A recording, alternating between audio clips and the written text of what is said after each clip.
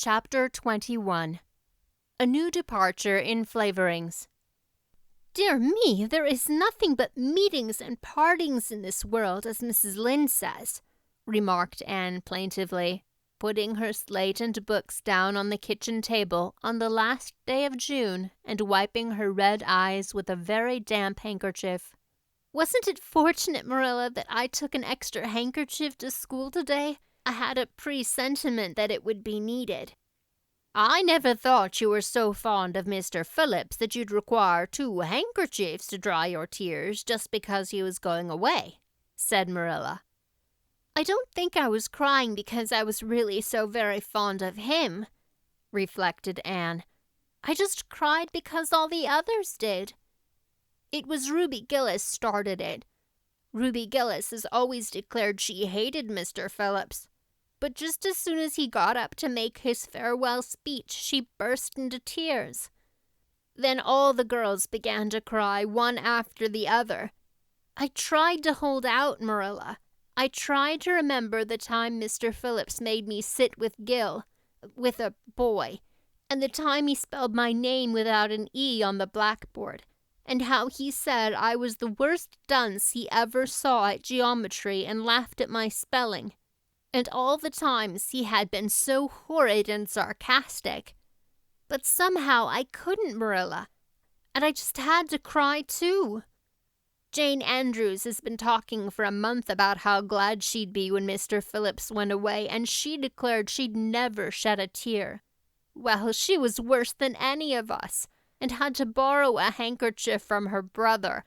Of course, the boys didn't cry, because she hadn't brought one of her own, not expecting to need it. Oh, Marilla, it was heartrending. Mr. Phillips made such a beautiful farewell speech beginning, 'The time has come for us to part.' It was very affecting, and he had tears in his eyes too, Marilla. Oh, I felt dreadfully sorry and remorseful for all the times I talked in school and drawn pictures of him on my slate and made fun of him and Prissy. I can tell you I wished I'd been a model pupil like Minnie Andrews. She hadn't anything on her conscience. The girls cried all the way home from school. Carrie Sloane kept saying every few minutes, 'The time has come for us to part.' And that would start us off again whenever we were in any danger of cheering up. I do feel dreadfully sad, Marilla, but one can't feel quite in the depths of despair with 2 months' vacation before them, can they, Marilla? And besides, we met the new minister and his wife coming from the station. For all I was feeling so bad about Mr. Phillips going away, I couldn't help taking a little interest in a new minister, could I? His wife is very pretty. Not exactly regally lovely, of course. It wouldn't do, I suppose, for a minister to have a regally lovely wife, because it might set a bad example. Mrs. Lynde says the minister's wife over at Newbridge sets a very bad example because she dresses so fashionably. Our new minister's wife was dressed in blue muslin with lovely puffed sleeves and a hat trimmed with roses. Jane Andrews said she thought puffed sleeves were too worldly for a minister's wife. But I didn't make any such uncharitable remark, Marilla, because I know what it is to long for puffed sleeves. Besides, she's only been a minister's wife for a little while, so one should make allowances, shouldn't they? They're going to board with Mrs. Lynde until the manse is ready." If Marilla, in going down to Mrs. Lynde's that evening, was actuated by any motive save her avowed one of returning the quilting frame she had borrowed the preceding winter, it was an amiable weakness shared by most of the Avonlea people. Many a thing Mrs. Lynde had lent, sometimes never expecting to see it again, came home that night in charge of the borrowers thereof. A new minister, and moreover a minister with a wife, was a lawful object of curiosity in a quiet little country settlement where sensations were few and far between. Old Mr. Bentley, the minister whom Anne had found lacking in imagination, had been pastor of Avonlea for 18 years. He was a widower when he came, and a widower he remained despite the fact that gossip regularly married him to this, that, or the other every year of his sojourn. In the preceding February he had resigned his charge and departed amid the regrets of his people, most of whom had the affection born of long intercourse for their good old minister in spite of his shortcomings as an orator. Since then, the Avonlea Church had enjoyed a variety of religious dissipation in listening to the many and various candidates and supplies who came Sunday after Sunday to preach on trial. These stood or fell by the judgment of the fathers and mothers in Israel, but a certain small, red-haired girl who sat meekly in the corner of the old Cuthbert pew also had her opinions about them, and discussed the same in full with Matthew, Marilla always declining from principle to criticize ministers in any shape or form. "I don't think Mr. Smith would have done, Matthew," was Anne's final summing up. "Mrs. Lynde says his delivery was so poor, but I think his worst fault was just like Mr. Bentley's. He had no imagination. And Mr. Terry had too much. He let it run away with him just as I did mine in the matter of the haunted wood. Besides, Mrs. Lynde says his theology wasn't sound. Mr. Gresham was a very good man and a very religious man, but he told too many funny stories and made the people laugh in church. He was undignified, and you must have some dignity about a minister, mustn't you, Matthew? I thought Mr. Marshall was decidedly attractive, but Mrs. Lynde says he isn't married or even engaged because she made special inquiries about him, and she says it would never do to have a young unmarried minister in Avonlea, because he might marry in the congregation, and that would make trouble. Mrs. Lynde is a very far-seeing woman, isn't she, Matthew? I'm very glad they've called Mr. Allen. I liked him because his sermon was interesting, and he prayed as if he meant it, and not just as if he did it because he was in the habit of it. Mrs. Lynde says he isn't perfect, but she says she supposes he couldn't expect a perfect minister for $750 a year. And anyhow, his theology is sound because she questioned him thoroughly on all the points of doctrine.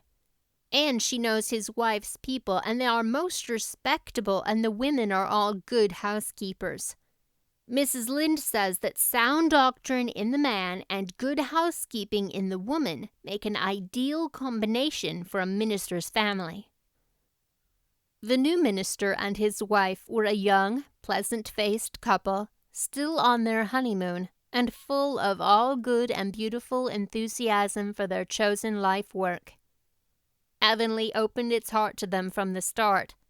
Old and young liked the frank, cheerful young man with his high ideals and the bright, gentle little lady who assumed the mistressship of the manse. With Mrs. Allen, Anne felt promptly and wholeheartedly in love. She had discovered another kindred spirit.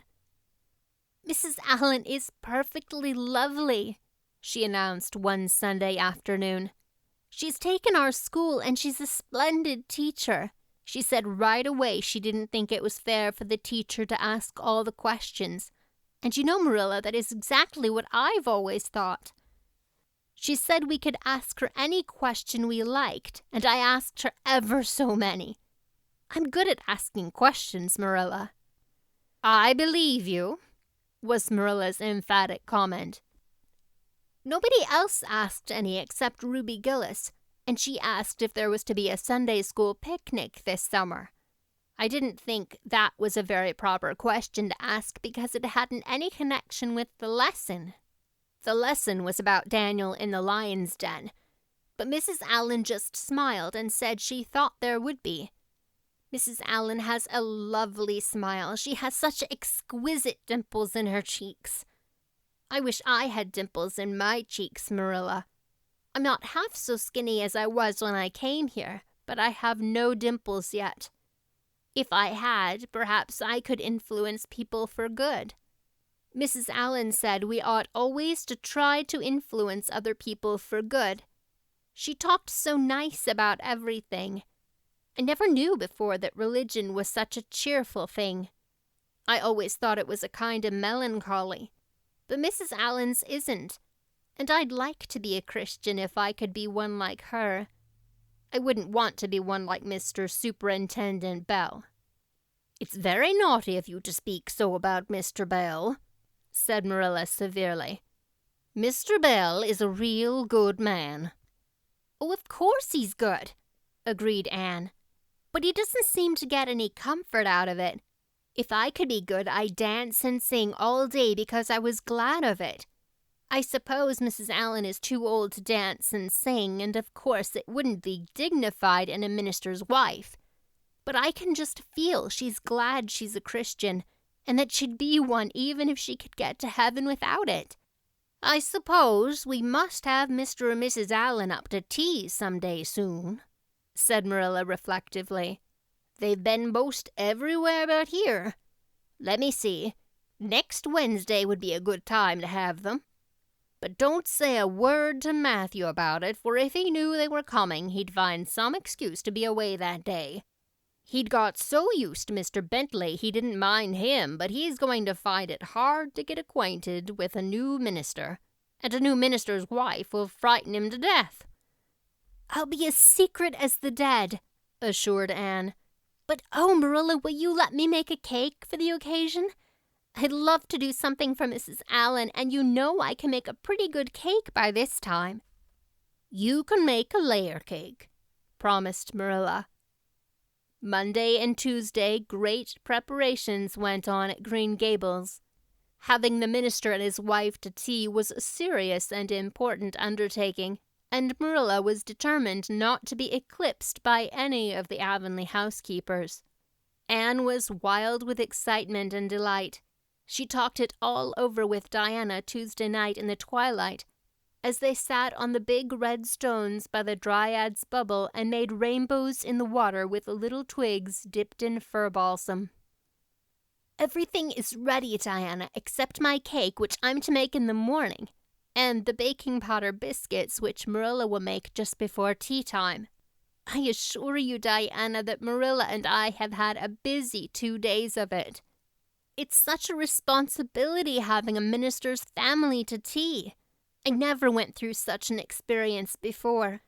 You should just see our pantry. It's a sight to behold. We're going to have jellied chicken and cold tongue.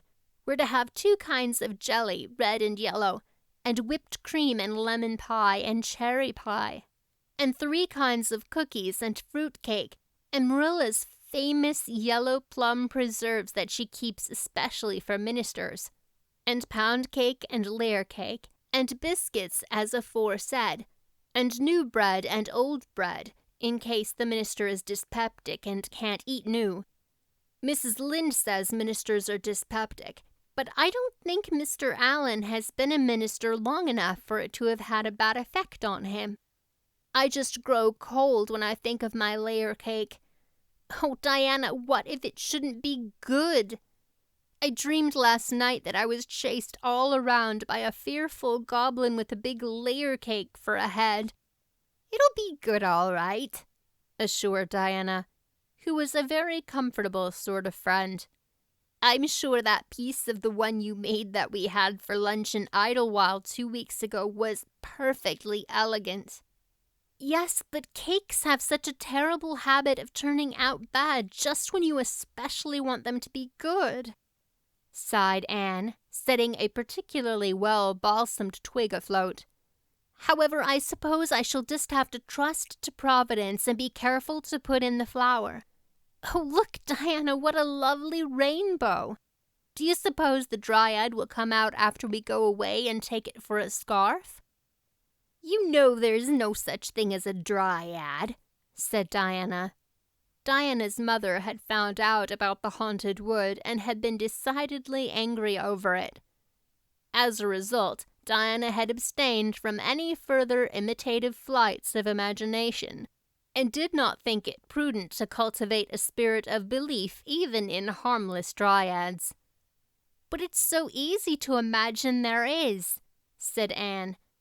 Every night before I go to bed, I look out my window and wonder if the dryad is really sitting here, combing her locks with the spring from a mirror. Sometimes I look for her footprints in the dew in the morning. Oh, Diana, don't give up your faith in the dryad. Wednesday morning came. Anne got up at sunrise because she was too excited to sleep. She had caught a severe cold in the head by reason of her dabbling in the spring on the preceding evening, but nothing short of absolute pneumonia could have quenched her interest in culinary matters that morning. After breakfast, she proceeded to make her cake. When she finally shut the oven door upon it, she drew a long breath. "I'm sure I haven't forgotten anything this time, Marilla. But do you think it will rise? Just suppose perhaps the baking powder isn't good. I used it out of the new can. And Mrs. Lynde says you can never be sure of getting good baking powder nowadays when everything is so adulterated. Mrs. Lynde says the government ought to take the matter up. But she says we'll never see the day when a Tory government will do it. Marilla, what if that cake doesn't rise?" "We'll have plenty without it," was Marilla's unimpassioned way of looking at the subject. The cake did rise, however, and came out of the oven as light and feathery as golden foam. Anne, flushed with delight, clapped it together with layers of ruby jelly, and, in imagination, saw Mrs. Allen eating it and possibly asking for another piece. "You'll be using the best tea set, of course, Marilla," she said. "Can I fix the table with ferns and wild roses?" "I think that's all nonsense," sniffed Marilla. "In my opinion, it's the eatables that matter and not flummery decorations." "Mrs. Barry had her table decorated," said Anne, who was not entirely guiltless of the wisdom of the serpent. "And the minister paid her an elegant compliment.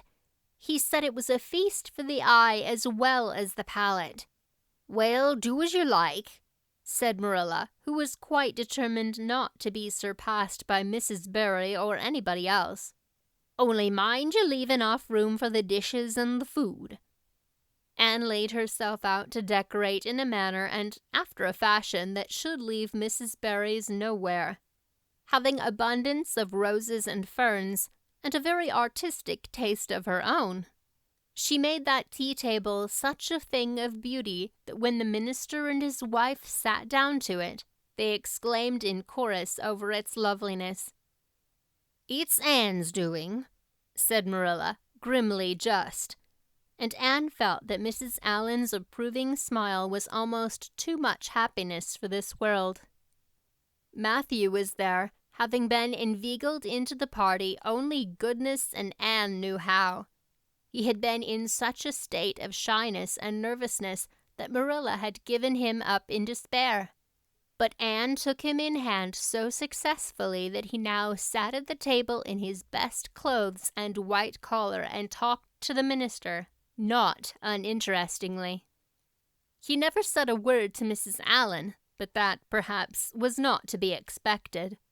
All went merry as a marriage bell until Anne's layer cake was passed. Mrs. Allen, having already been helped to a bewildering variety, declined it. But Marilla, seeing the disappointment on Anne's face, said smilingly, "Oh, you must take a piece of this, Mrs. Allen. Anne made it on purpose for you." "In that case, I must sample it," laughed Mrs. Allen, helping herself to a plump triangle, as did also the minister and Marilla. Mrs. Allen took a mouthful of hers, and a most peculiar expression crossed her face. Not a word did she say, however, but steadily ate away at it. Marilla saw the expression and hastened to taste the cake. "Anne Shirley!" she exclaimed. "What on earth did you put into that cake?" "Nothing but what the recipe said, Marilla," cried Anne with a look of anguish. "Oh, isn't it all right?" "All right? It's simply horrible. Mr. Allen, don't try to eat it. Anne, taste it yourself. What flavoring did you use?" "Vanilla," said Anne, her face scarlet with mortification after tasting the cake. "Only vanilla. Oh, Marilla, it must have been the baking powder. I had my suspicions of that baking powder, fiddlesticks. Go and bring me the bottle of vanilla you used." Anne fled to the pantry and returned with a small bottle partially filled with a brown liquid and labeled yellowly, "Best Vanilla." Marilla took it, uncorked it, smelled it. "Mercy on us, Anne, you flavored that cake with anodyne liniment. I broke the liniment bottle last week and poured what was left into an old empty vanilla bottle. I suppose it's partly my fault. I should have warned you. But for pity's sake, why couldn't you have smelled it?" Anne dissolved into tears under this double disgrace.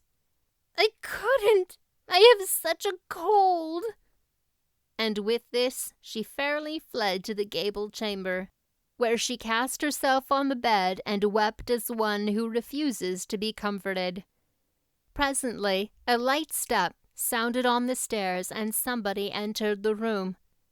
"Oh, Marilla," sobbed Anne, without looking up. "I'm disgraced forever. I should never be able to live this down. It will get out. Things always do get out in Avonlea. Diana will ask me how my cake turned out, and I shall have to tell her the truth. I shall always be pointed at as the girl who flavored a cake with anodyne liniment. Gil, the boys in school will never get over laughing at it. Oh, Marilla, if you have a spark of Christian pity, don't tell me that I must go down and wash the dishes after this. I'll wash them when the minister and his wife are gone, but I cannot ever look Mrs. Allen in the face again. Perhaps she'll think I tried to poison her. Mrs. Lynde says she knows an orphan girl who tried to poison her benefactor. But the liniment isn't poisonous. It's meant to be taken internally, although not in cakes. Won't you tell Mrs. Allen so, Marilla?" "Suppose you jump up and tell her so yourself," said a merry voice. Anne flew up to find Mrs. Allen standing by her bed, surveying her with laughing eyes. "My dear little girl, you mustn't cry like this," she said, genuinely disturbed by Anne's tragic face. "Why, it's all just a funny mistake that anybody might make."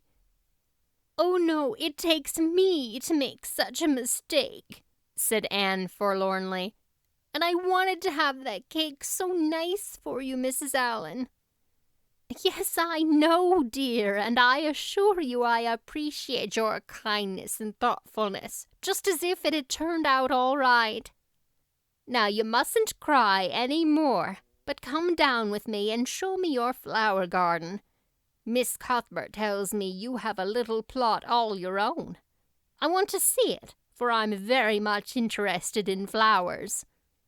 Anne permitted herself to be led down and comforted, reflecting that it was really providential that Mrs. Allen was a kindred spirit.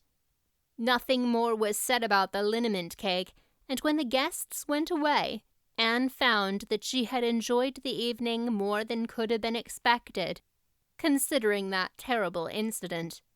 Nevertheless, she sighed deeply. "Marilla, isn't it nice to think that tomorrow is a new day with no mistakes in it yet?" "I'll warrant you'll make plenty in it," said Marilla. "I never saw your beat for making mistakes, Anne." "Yes, and well I know it," admitted Anne mournfully. "But have you ever noticed one encouraging thing about me, Marilla? I never make the same mistake twice." "I don't know as that's much benefit when you're always making new ones." "Oh, don't you see, Marilla? There must be a limit to the mistakes one person can make. And when I get to the end of them, then I'll be through with them. That's a very comforting thought." "Well, you'd better go and give that cake to the pigs," said Marilla. "It isn't fit for any human to eat. Not even Jerry Buett.